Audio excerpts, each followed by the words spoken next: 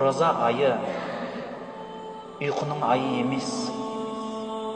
Ораза айы шаршайтын ай, ғибадат қыл. Оразадан қарныңыз аштан шаршаса, намаз оқыңыз. Намаздан шаршасаңыз, Құран оқыңыз. Құраннан шаршасаңыз, уағыз естіңіз. Ғибадаттан тоқтамаңыз. Бір сәтте тоқтамаңыз. Себебін айтайын. Қарапайым сауданың тілінде айтайын. Егер осы үлкен қалада тұрасыздар, бір жігіттер айтады ғой, мен акциямен өмір сүрем дейді. Неге десе, енді сол кездер жеңілдік болады, телефон алсам да сол кезде барам, машина алсам да, киім кисем де, сол акцияны іздеп жүрем дейді. Дұрыс па? Акция ғой енді. Егер сіз акцияны өткізбасаңыз не болады? Өкініңкіреп қаласыз. Ол үшін нәрсе емес. Егер сізге сондай бір акция келсе, сіздің армандап жүрген затыңыз өте арзан, қолыңызда тұрған ақшамен келсе, сіз оны өткізіп алсаңыз, өзіңізге не дейсіз?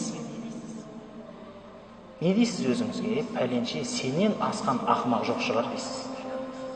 Дұрыс па?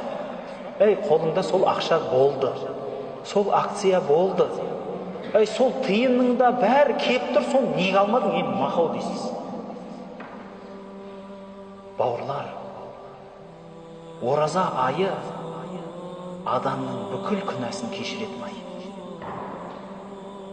Бүкіл күнәсін кешіретін ай. Ғалымдарымыз айтады, Алла тағала күніге өзіне бас иген, ораза тұтқан, өзіне серік қоспаған адамдарды дозақтан азат етіп жататын ай дейді. Күніге дозақтан азатты қаласыз. Күніге. Күнәңіз тау-тау, теңіздің көбігіндей болса да кешіріліп жатады. Не деген акция, күнәнің бәрі жоқ болатын. Сауаптың бәрі есе болатын. Осы айда жүріп, содан махрұм қалған адамнан ақымақ адам жоқ шығар, бауырлар. Сол дүниедегі ең ақымақ адам сол шығар. Оразада жүріп, оразаның сауабынан айырылып қалған.